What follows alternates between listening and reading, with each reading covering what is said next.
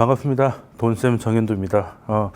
이번 주 모두경제는요, 좀 오랜만에 정치적인 이야기 좀 해볼까 하는데, 뭐 우리나라 정치가 아니고, 올해는 뭐 지금 코로나 때문에 좀 덮이긴 했는데, 올해 가장 큰 예고된 이슈는 아무래도 미국의 대선이 아닐까 생각을 해보는데요. 2016년 지난 대선 때는 트럼프 당선이 이제 이변으로 다가왔었죠.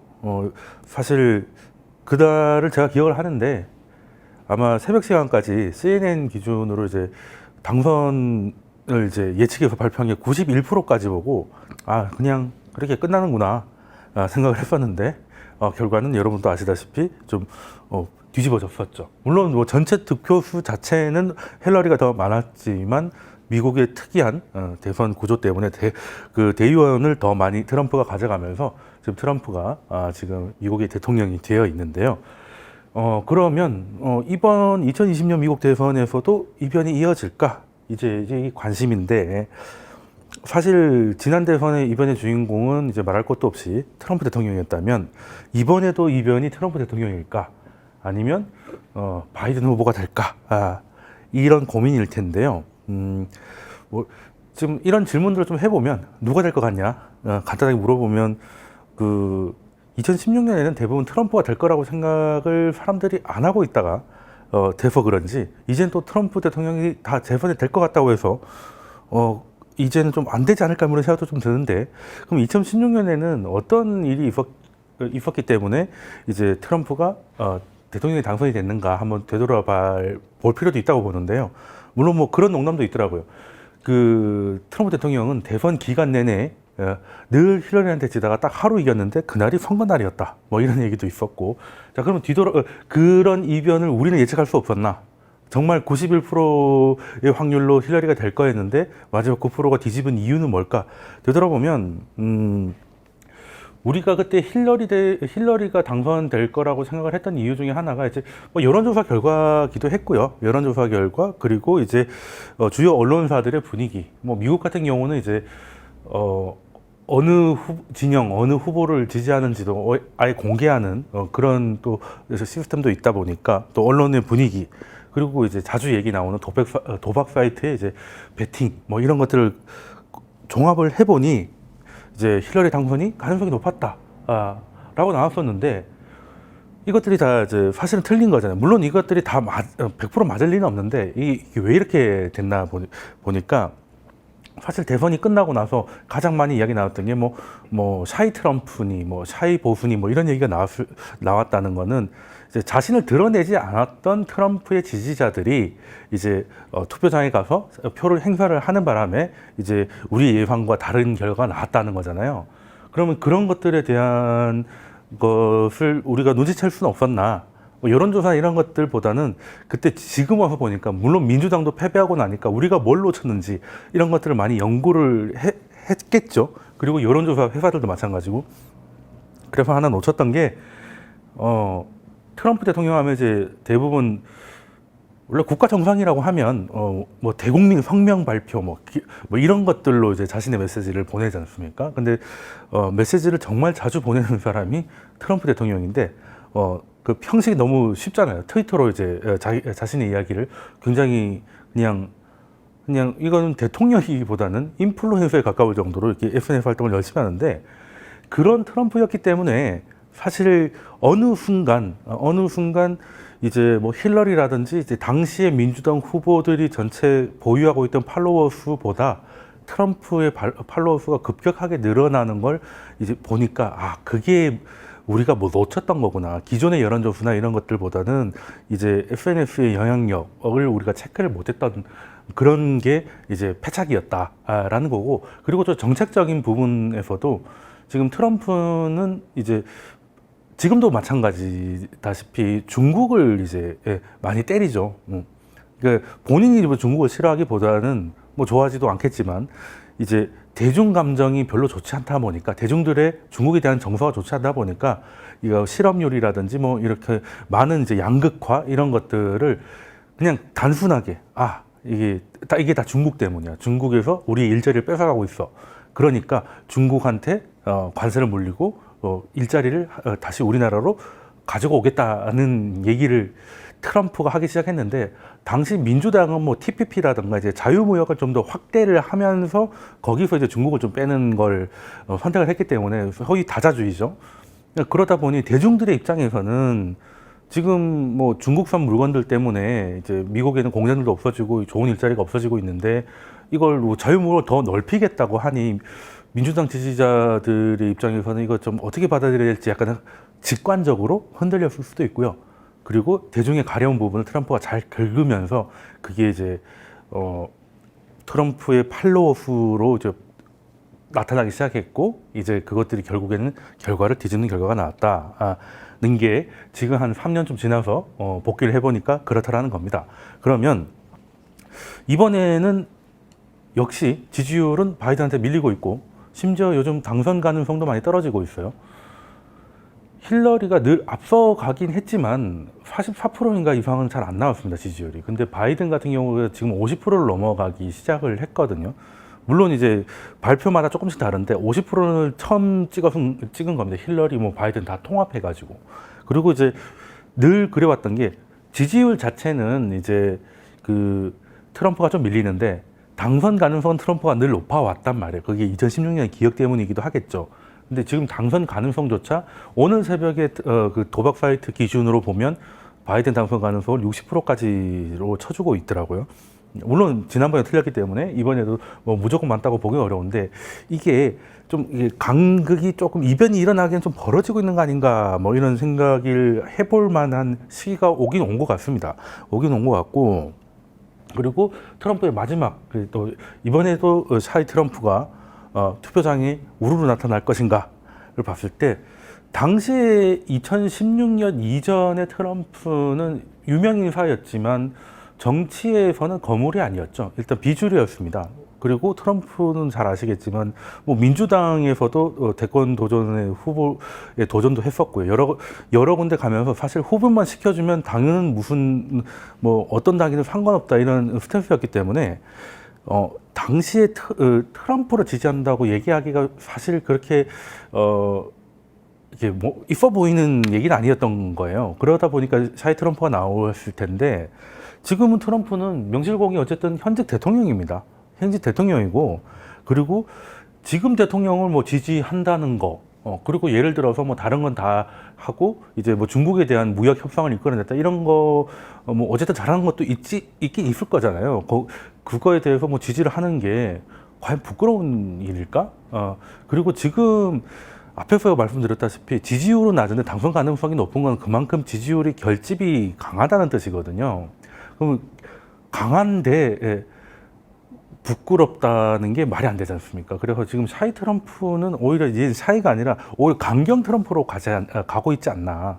지금 이제 코로나의 초기 대응 때문에 트럼프가 이제 곤혹스러워하고 있고 비난을 많이 받고 있는데 거기에서 이제 트럼프 지지자들은 이제 코로나가 이게 다 중국 때문이고 그리고 생각보다 위험하지 않고 그래서 이제 지지의 상징으로 마스크를 끼고 다니지 않는 뭐 이런 것까지 보이고 있는데 그렇다면 이번에는 이제 소위 말하는 들토끼가 집토끼인데 샤이가 얼마나 있을까? 요건 좀 고민을 해봐야 되겠다. 그리고 트럼프의 메시지가 예전처럼 잘 먹힐지 잘 모르겠습니다. 이제 일자리가 중국으로 많이 가고 메이드 인 차이나가 전 미국을 휩쓸고 있는 거야 굳이 설명하지 않아도 다 알고 있었기 때문에 중국에서 중국에 관세를 매기고 공장을 다시 가져온다는 건 직감적으로 굉장히 좀 호감이 있을 수 있는 그 약간 가난한 백인들한테는 이제 다시 한번 이런 거를 할 수가 있었겠지만 이제 코로나 같은 경우는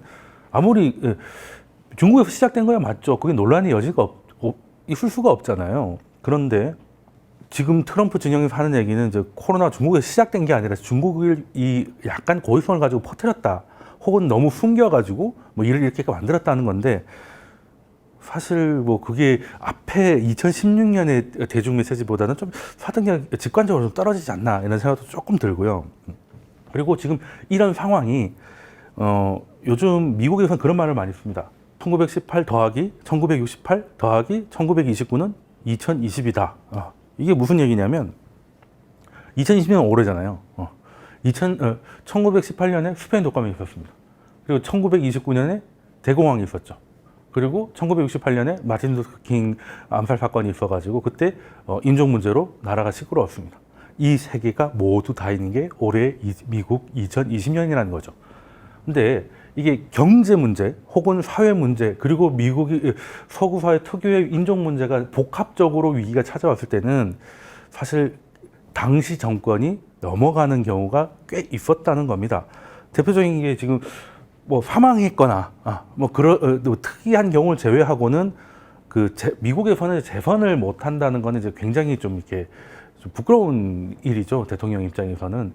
근데 실패했던 게 지미 카터 대통령도 그때 재선에 실패를 했었고요.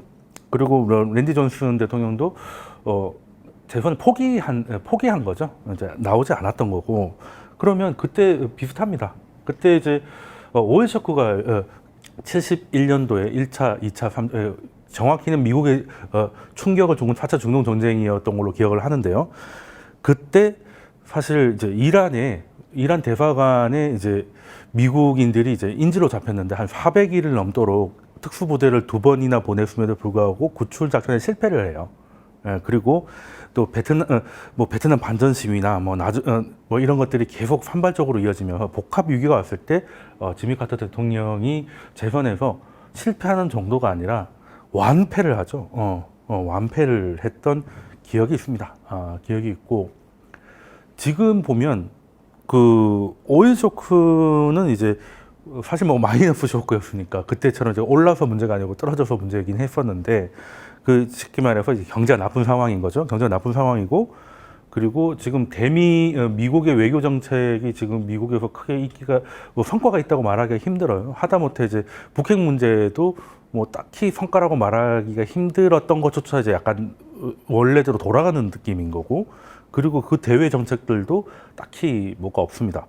그리고 중국 하나 이제 뭔가 서류 하나 사인 받은 게 있는데 그 외에는 지금 이제 인종 문제 시위가 계속 격화되고 있고 이게 그냥 확산이 되고 있는 걸 보면 사실 좀 비슷하지 않나. 패턴상 소재만 다를 뿐이지 그 문제의 본질은 경제, 인종, 사회 이 복합적인 문제가 지금 대통령 재선이 있는 이 해에 몰리고 있어서 사실 이거는 트럼프 대통령한테는 좋은 일은 아니다. 좋은 일은 아니고 그러다 보니 뭔가 트럼프 특유의 돌파 전략이 나오는 게 시장을 좀 흔들지 않을까 하는 걱정도 없지 않아 있는데요. 만약에 예전처럼 재선 실패를 하면 바이든 대통령이 된다는 얘기인데 지금 당장은 시장에서는 바이든을 우호적으로 보지는 않습니다. 이게 약간 어떻게 보면 불확실성인 거죠. 물론 이제 길게 보면 트럼프 대통령이 4년 더 한다는 게 이제 굉장히 뭐 시끄러울 것 같긴 한데 일단 바이든이 된다고 해서 막 그냥 이때까지 했던 거 다 정리하고 원래대로 돌아온 게 아니라 지금 첫 번째로 우려사항 1번이 트럼프 대통령이 첫 번째 임기 때 한 거, 첫 번째 임기 1년 차에 한 거는 이제 그 법인세 인하였지 않습니까? 근데 이제 이거를 좀 되돌리겠다는 건데 문제는 뭐 원래대로 되돌리는 건 아니에요. 35%까지 갔던 이제 법인세를 21%까지 줄여놨는데 이거를 28% 정도까지를 이제 약간 돌리는 건데 문제는 세금이 늘어나는 건 기업들의 이익이 확정적으로 줄어드는 거니까 지금 미국이 뭐 유동성의 힘으로 코로나 충격을 벗어나서 지금 막 그 예전보다 더 높은 상황이 있는데 높은 밸류에이션에서 흔들림을 주지 않을까 그런 걱정을 좀 하고 있는데 근데 앞서 말씀드렸다시피 트럼프 대통령도 이거 하는데 1년 넘게 걸렸어요. 한마디로 바이든도 대통령이 된다고 해서 간단하게 돌리기가 쉽지 않다는 겁니다. 세금 문제에 있어서는 행정명령으로 하는 게 아니라 행정명령이었으면 뭐 사실 바로 해결이죠. 그 트럼프 대통령이 되고 첫 서명한 게 이제 오바마가 했던 행정서명을 폐기하는 행정서명을 한 거잖아요. 그러면 뭐 사실 1년 동안 의회랑 싸울 일도 없었었는데 그럼 바이든이라고 해서 행정명령으로 할 수 있는 게 아니니 하원, 상원을 다 통과해야 됩니다. 다 통과해야 되는데 특히 상원 같은 경우는 현재 공화당이 지고 있죠. 공화당의 협조 없이는 절대 통과할 수가 없는데 그래서 가장 좋은 그림은 이번에는 대선이 있으면 미국엔 중간 선거가 있을 때 하원이 선거가 있죠. 근데 이제 대선 때 상원 선거도 이제 같이 합니다. 이제 하원은 임기가 2년이고 이제 상원은 임기가 6년이니까 이런 식으로 이제 미국은 이제 대선은 4년 주기니까 이번에 대선의 결과가 시장에 좋은 거는 바이든 일단 되고 그러면 일단 불확실성은 좀 줄어들겠죠. 그러고 상원을 공화당이 계속 가져간다면 법인세 인상은 그렇게 쉬운 일이 아닐 수도 있고 아니면 한다 하더라도 그 과정 속에 시장이 준비할 시간을 줄 수도 있겠다라는 좀 생각을 좀 해봅니다. 해보고 그래서 가장 좋은 패는 현재는 그게 일 수도 있겠다. 바이든이 된다고 해서 너무 겁먹지는 말자. 이런 생각을 하고 있고 특히 이제 민주당 후보들이 뭐 워렌도 마찬가지고 이제 글로벌 IT 공영 기업들이지 않습니까? 뭐 페이스북, 구글 뭐 이런 기업들이 이제 좀 소위 뭐 해체까지는 아니라도 좀 이렇게 나눠야 된다는 게 이제 워런 측에도 주장이기도 했고 해서 약간 두려움이 없잖아 있었는데 바이든은 그건 안 한다고 했어요. 일단 미국에서 가장 싫어하는 게 독점입니다. 왜? 미국은 자유 공정 무역 그 시장 경제잖아요. 그러면 독점이 되면 경쟁이 되지 않는다는 거거든요. 근데 역으로 생각을 하면 경쟁이 되지 않기 때문에 소비자들이 이제 경쟁의 결과로 낮은 가격에 소비할 수 있는 게 줄어드는 게 문제인데 그래서 반독점법이 있는 건데 지금 IT는 이제 플랫폼 같은 경우는 지금 유튜브가 동영상 스트리밍 시장을 거의 독점을 하고 있다고 봐도 사실 유튜브가 우리가 돈 내고 하는 물론 프리미엄은 이제 내는 거지만 사실 그렇게 부담 있는 이렇게 서비스라고 보기도 어렵고 대안이 분명히 있잖아요. 무료로 사용이 가능합니다. 그냥 광고를 봐주면 되는 거예요. 우리가 비용을 지불하는 건 아니죠. 그러면 이것이 만약에 유튜브가 동영상 서비스를 완전히 독점을 해서 뭐 한 달에 30만 원씩 뭐 회비를 내라 뭐 이런 거라면 이제 독점이 소비자들의 후생에 위협을 주는 거지만 오히려 이게 반대가 돼서 소비자들은 창작자들이 광고를 통해서 돈을 벌 수 있으니까 소비자들은 내가 돈을 내지 않아도 이런 좋은 콘텐츠들을 볼 수가 있는 시장이 된 거예요. 그럼 이건 독점 때문에 피해를 보는 걸까요? 조금 애매한 문제가 있을 수 있다는 겁니다. 이 독점법이 너무 예전에 나온 거라서 이 무형의 서비스에 대해서는 이제 적용하기가 쉽지가 않다라는 게 이제 최근의 이야기들인데 바이든은 거기에 동의를 하는지 이제 IT 기업들을 이제 분사를 하고 하는 것들은 하지 않겠다라고 했고 대신에 이제 그런 건 있습니다. 그래도 이렇게 너무 큰 기업들이 이제 세상을 막 이렇게 영향이 너무 크니까 특히 민주당 입장에서는 뼈가 아픈 게 그때 5대 가짜뉴스 같은 뭐 교황이 뭘 어떻게 했다 뭐 이런 식으로 이제 가짜뉴스들을 이제 트럼프 진영에서 러시아의 도움을 받아가지고 이제 퍼뜨려서 영향력을 좀 끼쳤다는 게 이제 그냥 정황적으로 인정을 받는 부분이잖아요. 그래서 이제 플랫폼 기업들이 그냥 기업이 아니라 이제 플랫폼은 하나의 예전에 이제 언론사 이상의 힘을 가지고 있다. 그래서 가짜 뉴스나 이런 것들로 사회에 악영향을 끼치는 것을 방치한다면 거기에 대한 책임을 묻겠다 정도는 가지 않을까. 특히 민주당이 한이 있기 때문에. 근데 이 정도라면 시장에서는 그래 겁을 낼 필요가 없죠. 오히려 더 좋은 게 될 수도 있으니까요. 가짜 뉴스에 대해서 플랫폼 기업들이 좀 더 적극적으로. 지금 트위터는 트럼프가 트위터 사용자 중에서 세계에서 제일 큰 고객이잖아요. 물론 돈을 많이 내는 건 아닙니다만. 근데 지금 어떻게 보면 가장 유명한 고객하고 트위터하고 싸우고 있잖아요. 싸우고 있고, 이제 사실이 아니다, 뭐 폭력을 미화했다, 이런 첨언을 하기 시작하면서 이제 트럼프가 또 거기다가 또 분노를 하고, 이런 것들도 사실 이런 분위기에 어느 정도 이제 반영되고 있는 거 아닌가 하는 생각을 좀 하고 있어요. 약간 바이든 쪽을 생각을 하고 있지 않을까? 이런 생각을 좀 합니다. 트위터가 현직 대통령이 거의 소통 창구로 쓰고 있는 곳에다가 그걸 한다는 게 트럼프의 성격을 알면은 쉬운 게 아니었을 텐데, 이렇게 하는 것도 사실은 약간 이런 맥락이다라고 저는 해석을 하고요. 그리고 이제 당장 한국에 있는 우리들한테는 이제 미중 무역 분쟁 때문에 우리가 좀 고통을 많이 겪었잖아요. 그럼 트럼프는 이제 아예 관세라는 걸 무기로 놓고 사실 시장이 크게 당황을 했던 거는 미국은 사는 입장이기 때문에 관세를 매기면 이제 자기들 물가만 자극하고 결국에는 뭐 좋을 게 없기 때문에 관세를 그렇게 세게 못할 것이다. 는 생각을 했는데 이제 생각보다 물론 공약처럼 뭐 45% 이런 거는 못했지만 지금 평균 관세율이 한 19% 정도 올라와 있으니까 굉장히 높은 거죠. 그거를 정말 무기로 쓸 줄은 몰랐고 특히 한국 같은 경우는 중국은 미국도 그냥 소비재 같은 것들은 바로 이제 물가에 드러나니까 이제 반영이 좀 덜 될 만한 중간재 위주로 이제 관세를 많이 부과를 했고 중국도 그걸 알았죠. 그래서 그것들을 다 한국 쪽으로 이제 전가를 좀 시키면서 의외로 이제 당사자가 아니었던 우리가 좀 더 고통을 받았던 게 무역 분쟁의 2년의 기억인데요. 만약에 바이든이 된다면 이제 민주당의 전략을 그대로 바이든은 특히 이제 오바마 대통령의 시절에 부통령이었기 때문에 그 시절로 거의 돌아갈 가능성이 높고 실제 그렇게 얘기를 하고 있습니다. 그 시절이라고 하면 지금 트럼프는 그냥 WTO부터 시작해서 그냥 다자간 합의를 별로 안 좋아합니다. 그냥 다 깨고 이제는 미국은 미국답게 이제 실력을 힘을 인정받아서 각국 간의 개별 협약을 하려고 하잖아요. 하다못해 나프타도 US 메카로 바꾼다든지 우리나라도 뭐 한미 FTA를 어떻게 뭐 수정을 하자 뭐 이런 것들이 다 있어가지고 각각 하려고 했는데 민주당은 꼭 그러기보다는 중국을 배제해야 되는 거는 이제 너무나 당연한데 중국을 배제하고 그 외의 국가들은 예전에 이제 동맹체제, 이제 다자간 합의, 그리고 다자간 무역, 이런 식으로 가려고 했던 것이고, 7, 8년 동안 얘기만 나지 진행이 없었던 TPP를 오바마 대통령이 마지막에, 적극 추진해서 마지막에 미국이 들어가려고 하다가 이제 트럼프가 이제 당선이 되면서 물거품이 됐는데, 지금 바이든 같은 경우는 TPP를 다시 부활시킨다거나, 그럴 가능성이 꽤 높습니다. TPP라는 게 뭐 대놓고 뭐 중국 외에 중국 빼고 그냥 우리끼리 모이면 여기에 들어오면 이 넓은 시장에서 무료로 그 무관세로 자유무역을 할 수 있게 해줄게. 자연스럽게 중국에서 공장 빼고 빠져라.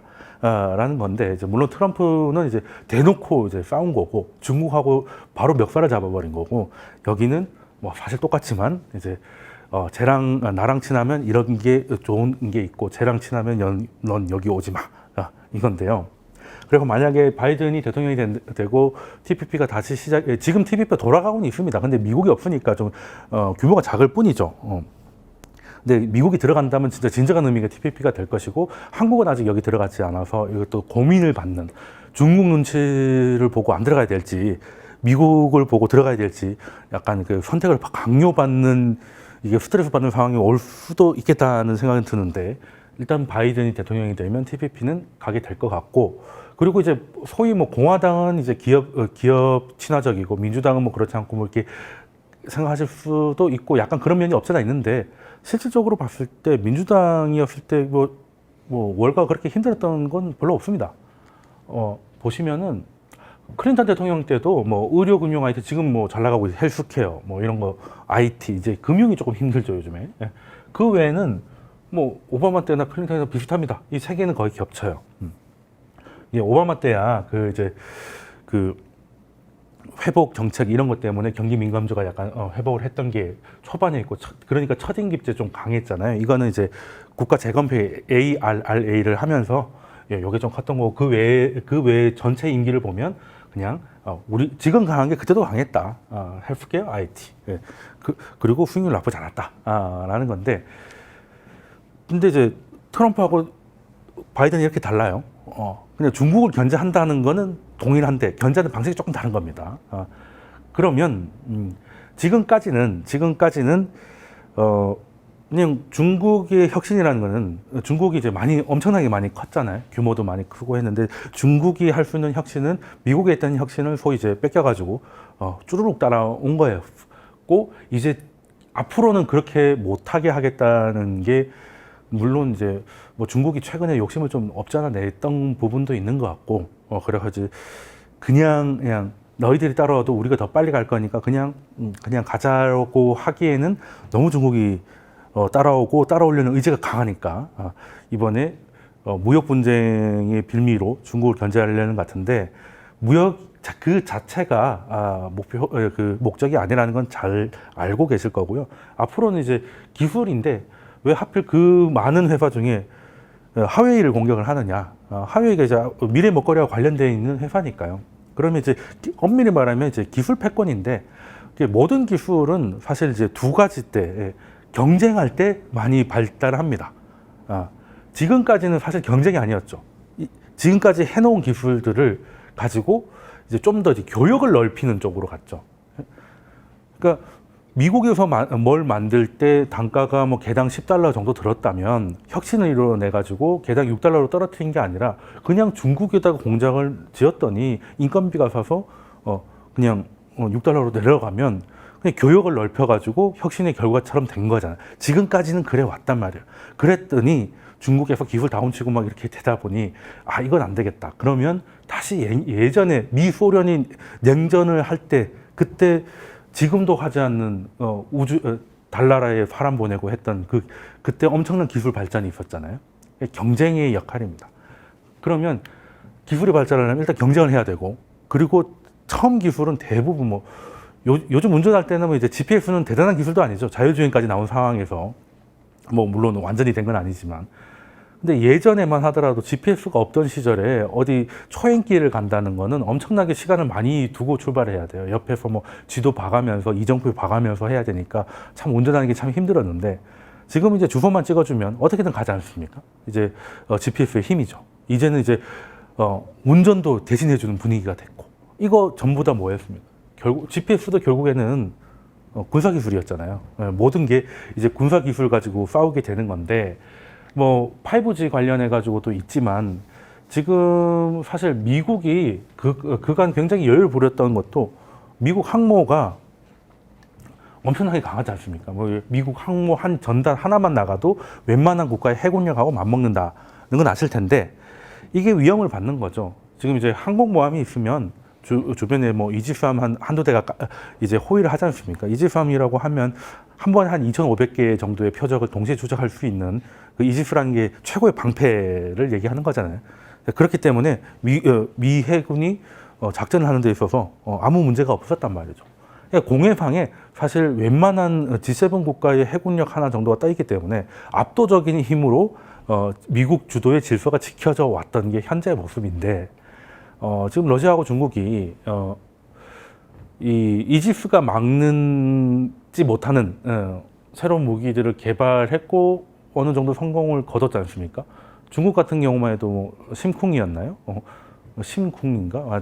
여하튼 그걸 성공해가지고 시진핑이 심쿵했다 이런 얘기도 하던데, 이게 뭐냐면 극초음속입니다. 마하 7, 8을 넘어가면 현재 미사일 방어 시스템으로 막을 수가 없다는 거죠. 그럼 이렇게 되면 항모가 공격을 받을 수도 있는데 출격을 하게 수가 없죠. 그럼 지금까지 압도적인 미국의 군사력으로 지켜졌던 미국의 글로벌 질서가 위협을 받는 곳이 생길 수도 있다는 거죠. 그러면 이제 여기에 또 관련된 게 5G고 하니까 여기에 대해서는 중국도 러시아도 미국도 가열차게 개발을 할 겁니다. 할 거고, 거기에 있어서 미국은 민간이 많이 참여를 하죠. 지금 미국에서 최근에 우주에 뭔가를 했을 때 나사가 했다는 얘기 들어보셨습니까? 아니죠. 스페이스X가 있잖아요. 미국은 미국답게 민간이 참여하면서 지금 아마존부터 시작해가지고 다음에도 그 얘기를 한번 드리겠지만, 공룡 IT 기업들이 쉽게 말해서 넷플릭스가 중국하고 북한 빼고 다 서비스가 되고 있습니다. 이 말인 즉슨 더 이상 가입시킬 사람이 없다는 거잖아. 그죠? 근데 문제는 서비스는 가능한데 인터넷이 힘들어서 안 되는 사람들이 있으면 이제 아프리카나 이런 데, 우리나라만 해도 어디 산간 이런 데 들어가면 좀 힘들잖아요. 이렇게 커버리지를 넓히고 하면 이제 새로운 시장을 개척할 수가 있으니까 이제 이런 쪽으로 엄청나게 주도를 많이 하고 있고, 중국은 사회주의 국가고 공산당이니까 공산당 중심으로 하고 있고, 러시아도 마찬가지고. 그래서 여기가 냉전 시대 때 우주 기술이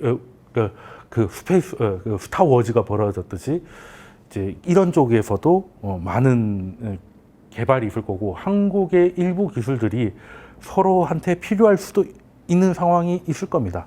그런 곳을 좀 찾아봐야 되겠죠. 찾아봐야 되고, 그리고 무역 같은 경우도 지금 이제 현재 TPP가 요 정도 딱 보시면 이제 환태평양 딱 맞죠. 그냥 쭉 도는 거 있는데, 이제 여기에 중국이 들어가면 중국은 들어갈 리가 없겠죠. 현재 미국이 없는 상황에서도 전 세계 GDP의 한 13% 정도 차지하고요. 그리고 교역량이 한 15% 정도 차지하는데 미국이 여기 다시 들어간다면 바로 그냥 전 세계 GDP 38% 정도로 늘어나고 교역량이 26%가 되기 때문에 어마어마한 시장인 건 맞아요. 전 세계에서 무역하는 거의 4분의 1은 여기에 해당된다는 겁니다. 그리고 여기 그러면 이제 우리는 이제 선택을 잘 해야겠죠. 밀고라지 전략을 잘 하기를 좀 바랄 것 같은데, 근데 어떤 형태로든 무역이 어느 정도 폭발하지 않더라도 감소한 게 다시 돌아오고 한다면 우리한테도 숨통이 좀 튀는 건 사실이겠죠. 사실일 겁니다. 자, 그리고 이 그래프는 이제 진보 성향이 어느 정도인가를 보는 거예요. 미국은 정권 교체가 28번 정도 있습니다. 좌우가 왔다 갔다 했다는 거죠. 그래서 이게 진보였다가 우경화됐다가 좌경화됐다가 이제 왔다 갔다 하는데, 최근에는 이제 조지 플로이드 사건부터 시작해서 그 경제 성장으로 엄청 자랑하던 트럼프도 이제 코로나 앞에서는 이제 무기력한 걸 보고 실망도 없잖아 했었고, 뭐 여러 가지 사회적인 복합, 지금까지 설명드렸던 문제 때문에 지금 사실 미국이 약간 작용화되고 있다는 게 나오고 있어요. 이게 그 인덱스인데, 이대로 가면 반 트럼프에 의해서 바이든 지지자는 몰라도 반 트럼프 때문이라도 좀 영향을 받게 되는 건 사실인 것 같다. 사실인 것 같다는 거고, 만약에 이게 그냥 단순 해프닝이 아니라 이제 미국에서 미국 대선 레이스 중에 5개월이라는 건 굉장히 긴 시간이거든요. 그래서 지금 미리 뭔가 결과를 예단하고 움직인다는 건 너무 그냥 섣부른 얘기인데, 바이든의 가능성을 그렇게 일축할 필요는 없겠다. 그리고 바이든이 된다고 해서 그렇게 두려워할 필요도 없겠고, 그리고 나쁘지 않은 시나리오도 있다는 걸 이제 한번 말씀드리고 싶어가지고 말씀드린 건데, 만약에 바이든이 된다면 뭐 전직 대통령하고 현재 대통령이 굉장히, 전직 대통령 세계적인 관종, 그리고 다음 대통령은 물에 물 탄 듯 술에 술 탄 듯, 그래가 좀 나이 많은 할아버지가 되는 그런 것도 볼 수도 있지 않을까라는 생각을 하는데요. 그냥 어찌됐건 뭐 남의 나라 이야기고요. 투자자라면은 이제 뭐 미국이 어쩌다, 트럼프가 어쩌다 이런 거기보다는 그 공통되는 부분에서, 트럼프가 됐든 바이든이 됐든 공통되는 부분 안에서 성장을 당할 수밖에 없는 산업과 기업을 좀 찾는 노력이 결과적으로 이제 현실적으로 맞지 않을까, 이런 생각을 해서 어느 게 겹친다는 거라든지 이런 것들은 제가 여기서 이제 짧게 말씀을 드렸는데, 제 유튜브에서 또 좀 더 구체적인 얘기를 하고 있으니까요. 관심 있으신 분들은 오셔가지고 들어주시면 좋겠고, 이번 주 모두 경제는 여기까지 하겠습니다. 감사합니다.